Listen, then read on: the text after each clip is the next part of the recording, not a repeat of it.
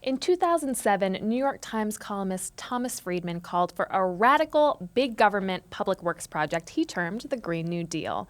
His article was called A Warning from the Garden, the warning being that the daffodils in D.C. were blooming in January. 12 years later, the warnings are less bucolic. Deadly forest fires, devastating droughts, superstorm upon superstorm, and a climate report by the UN that says we've got 11 years to fix this shit or we're going to be slow marching into the ocean as Nelly's Hot in Here plays. All this has progressive and progressive-ish politicians reviving Friedman's call for a Green New Deal. But what does that actually mean? Kate Aronoff, who covers the environment for The Intercept, is here to help us make sense of it all. Thanks for coming, Kate. Thanks for having me. So we have a lot of different politicians calling for a Green New Deal. Alexandria Ocasio-Cortez is sort of the most famous of them, but Cuomo also mentioned in his State of the State that we're going to do a Green New Deal here in New York State, and a litany of candidates for the upcoming elections, presidential elections, are also saying that they support some sort of Green New Deal and will incorporate that into their platform. So what does it actually mean if everybody is behind a Green New Deal? So it's a little open right now, and the history of it, as you mentioned, sort of starts with Tom Friedman kind of mentioning it in a column. But there have been people who have put out fairly detailed policy proposals about what a Green New Deal looks like. But that idea is really coming into the fold now. And so the sort of most basic thing it means, and again, it is very open. It is not, I think, to its credit, been entirely defined what it means yet. I think it's an open sort of field for people to do it. But what Alexandria Ocasio-Cortez says in her resolution calling to create a select committee on a Green New Deal, which that committee didn't get created in Congress, but is to transition the United States to 100% renewable energy by 2035. So to get off of fossil fuels as quickly as we possibly can. And that's a very, very ambitious target. Energy wonks will sort of say it's too ambitious. And along with that, do things like create a federal job guarantee to create sort of massive economic programs to do the work that we need to do to really figure out this problem, which is, considerable. I mean, maybe we need some of that ambition and some of that vision. I think Ocasio-Cortez has mentioned that this could be our generation's civil rights movement, our moonshot, and that we haven't really seen that sort of ambitious approach to a world problem from any of our elected leaders. Yeah, and what's kind of remarkable about the Green New Deal proposal is that it really is, in the sort of American political scene, and arguably in many parts of the world, the only thing that's really meeting the scale of the problem. The UN wasn't making it up when they said that we have about 12 years to start stripping fossil fuels from our economy. It wasn't released on April Fool's Day. Right. It was not released as a joke. So, this is a massive problem, and I think we don't really have a lot of precedents for understanding the scale of change that is required to do this. I mean, fossil fuels are sort of at the core of our economy. And so in order to make that not the case and make sure that, people aren't left out of that transition, it'll take a lot of work. And sort of the closest thing we have, and why I think the Green New Deal framing has caught on, is is the New Deal itself. And, another thing that politicians who are backing this make reference to is the mobilization around World War II. And so that is the sort of scale of change that we're talking about that will be needed to do this. And that even sort of understates a little bit. I think it's, if you were to combine the New Deal mobilization, the World War II mobilization, and throw some other things in there, we might start to get at the scale. But it is just sort of a massive, massive problem, and we need to devote a lot of resources to it. The two things that you mentioned, the New Deal and the World War II mobilization, one thing that they had in common was FDR, who, was an incredibly powerful president, and the voters again and again returned to him the type of power to push these policies through despite objections by political opponents. In this divided political moment, do you think that we will see government coming together to push an ambitious policy proposal like the Green New Deal forward? I think it'll be a lot of work. It's an uphill battle for sure. But I think we can really see that. I mean, we already see politicians who are backing this. Practically every 2020 candidate on the Democratic side has come out for it. And so I think, to draw the historical analogy out a little bit more, FDR, didn't do this from the goodness of his heart. He did this because he was facing massive pressure from below. I mean, to read sort of transcripts of what was happening in Congress in the early days of the Depression is wild. I mean, people are screaming on the floor. There was a real sort of palpable threat of revolution as they talked about it. I think groups like the Civil Rights Movement, like Justice Democrats, have really been sort of pushing that forward. And so I think both of those things working together can really help us get the momentum needed to do it. And I think we're already seeing that momentum kind of take off. So a lot of candidates, as you mentioned, Democratic candidates for 2020 have come out at least broadly supporting the concept of a Green New Deal. But have we seen any centrist, Republican, independent candidates also say that they would consider some of these proposals? Is anybody coming forward and saying, actually, hey, I'm a fiscal conservative, and this seems to make a lot of sense in terms of preventing an economic slide into oblivion as climate change takes down our economy? Not that I know of. I mean, I think Damn. that's to say, I mean, I think the Republicans so far have, been pretty united against a Green New Deal or any climate policy, with some very small exceptions.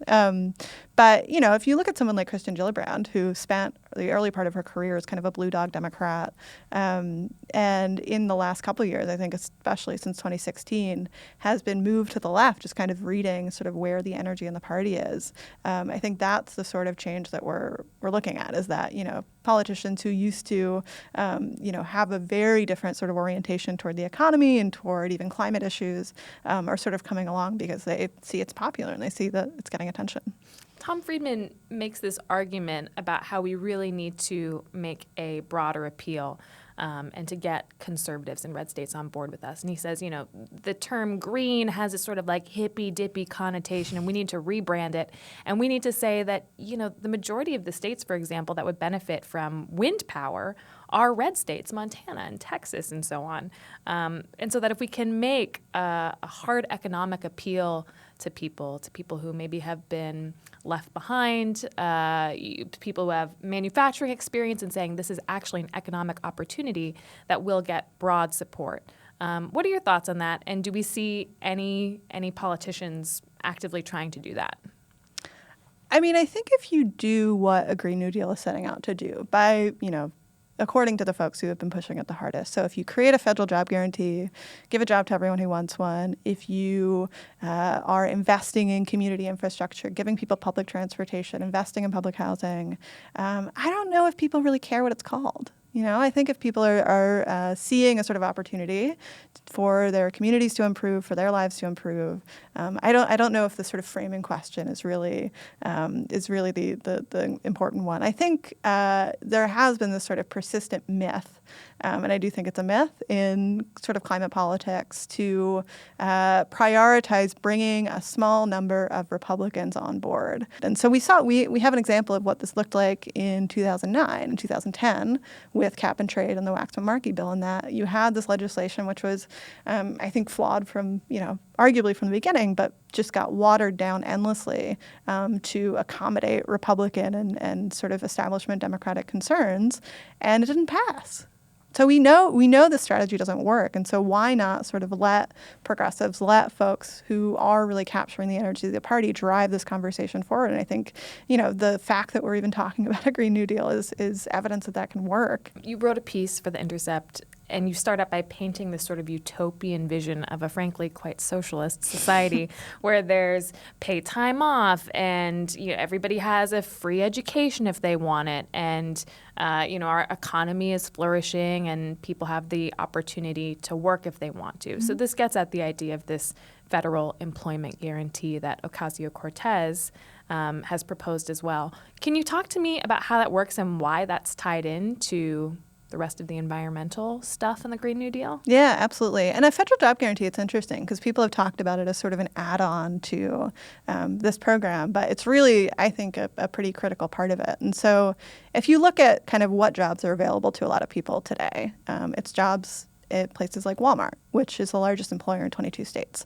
And so what does Walmart do? Walmart ships massive amounts of cheaply made things made under horrible labor conditions abroad and brings them to the U.S. and sells them.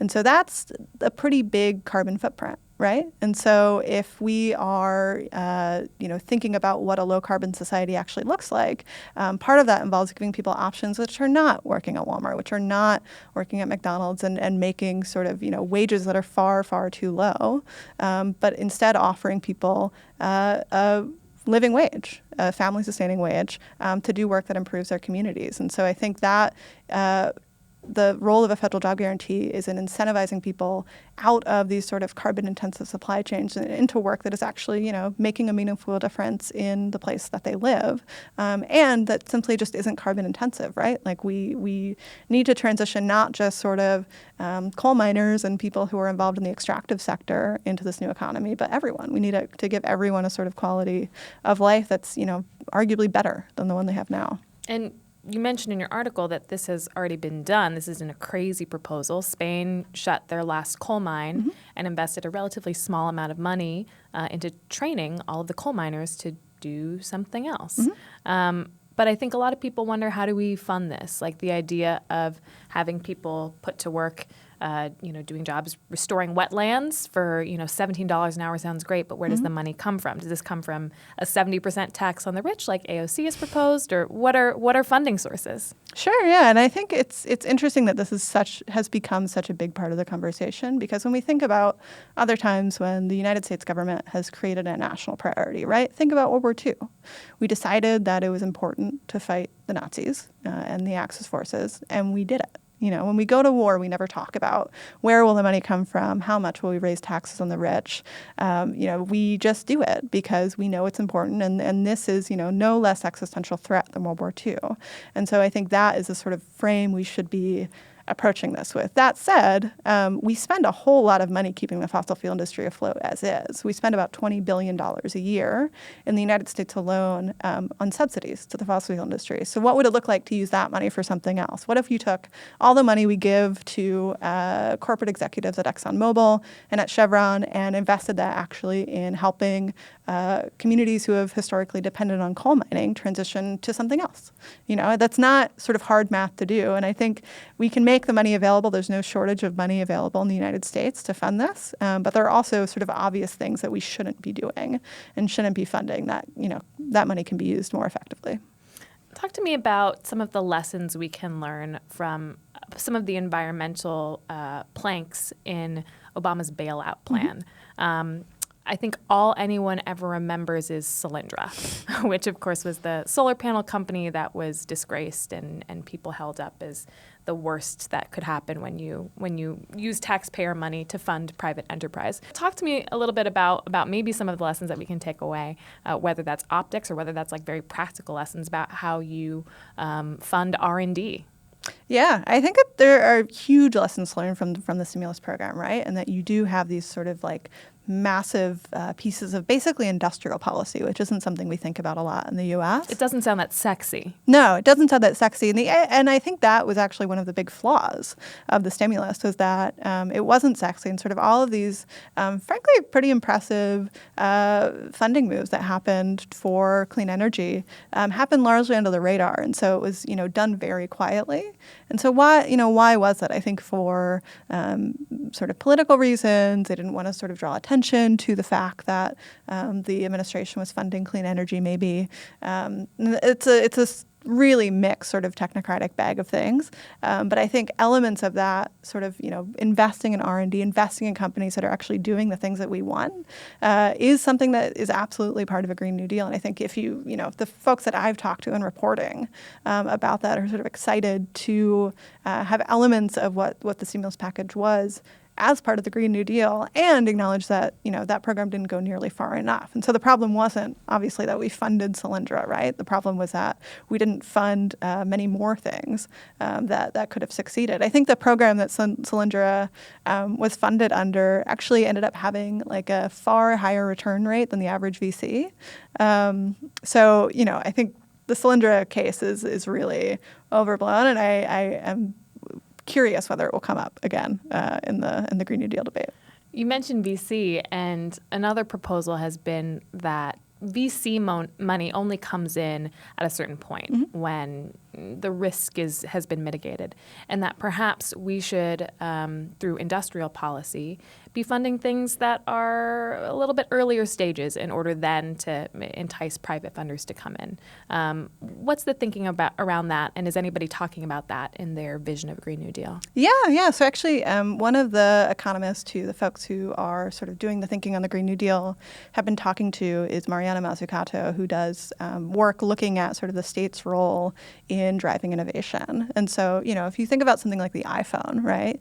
The iPhone, with the research for all of the components in the iPhone, the camera, touch screens, all that stuff was done through publicly funded research. And so what Apple actually did was come along and put it together. They put together all these different parts that have been made in, things like DARPA and ARPA, and made them part of the same product. And so I think that's the sort of thinking and way we can sort of approach innovation that is very much in line with a Green New Deal, in that we can say, look, if you're a company and you are actually, genuinely interested in doing something which is meeting this great societal need, great. I mean, I think there's ways that the state can support that, and sort of, set a goal and say, look, if there are people who are willing to meet this goal, we'll support them to do that, rather than having, just handing money to corporations and expecting and hoping that they'll do something good. Actually, setting that goal from the outset, and making that clear. And I think,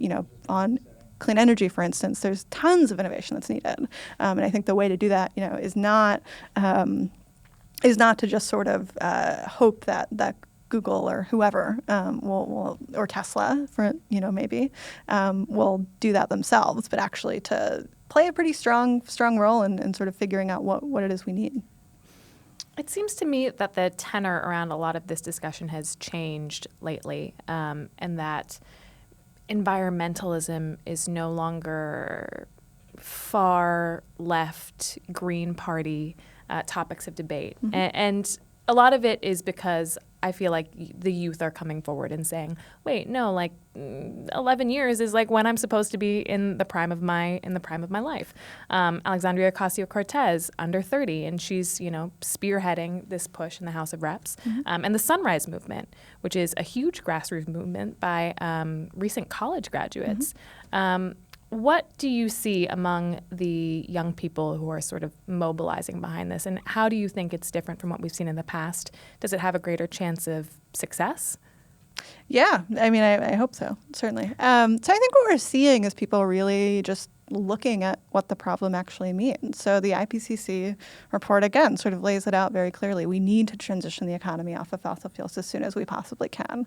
And so I think where the energy for the Green New Deal comes from is looking at the sort of landscape of policy proposals, things like, a sort of very modest carbon tax, and saying this seems just out of step with what we actually need in order to save our skins. I mean, it's a very sort of looming material issue for a lot of people, especially young people. And, there are folks all over the world who are already feeling the impacts of climate change, who have been making, similar demands for the U.S. to do something on climate for years and years.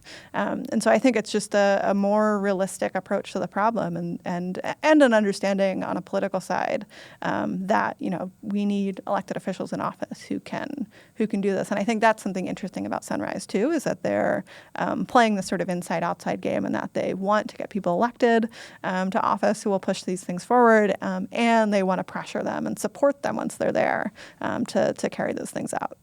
So you painted this utopic vision in your article, but maybe you can do the opposite and tell me what happens if we fail in this. What does it look like? Yeah. I mean, there's not really a good way to sugarcoat it, right? Hundreds of millions of people will die if we do nothing. I mean, people already are dying. We will see the largest mass migration in human history as a result of climate change. Arguably, which is a scary thing to consider, considering the rise of the far right and kind of what is awaiting folks when they reach shores of right-wing governments. We will see hundreds of millions of dollars in damage. I mean, the U.S. is the second most vulnerable country to climate impacts of anywhere else on Earth, which is kind of a surprising fact, right? That's very surprising. I would have said that there would have been at least a dozen island nations that would come before the U.S. Mm-hmm, mm-hmm. But in terms of risk, the U.S. will face massive risks. I mean, there are island nations who will be inundated with water, and large parts of the earth will be just unlivable. But I think part of what is important to talk about, right, is that the U.S. itself faces enormous risks as well. And so this isn't sort of a problem that is happening elsewhere. Certainly, residents of New Orleans can attest to that. Folks who have lived through the wildfires in California, see climate change in their backyards, right? Like, this is a problem that's here. And we will see it get much, much worse. And so, if you can imagine how horrific the fires were in California this year, how horrific the damage from Hurricane Maria was in Puerto Rico, that will become a much more regular part of life if we don't do anything more. And as far as the Green New Deal and getting legislation crafted and passed through, what should we keep our eye on next? What do you think is the exciting thing to watch? Yeah, so I think there's going to be an interesting conversation about this in the 2020 election. So I think this, the Congress is probably not going to pass a Green New Deal in the next 2 years through 2020. And so I think something which will start to happen is that different candidates who have come out in support of a Green New Deal at the behest of movements will really start to define what that looks like for them. And so I think we will have, Kristen Gillibrand's Green New Deal. We'll have, potentially Bernie Sanders' Green New Deal, Elizabeth Warren's Green New Deal. And so I think, looking to see what people are talking about when they do this, I think we'll start to refine the conversation a bit more than it has been.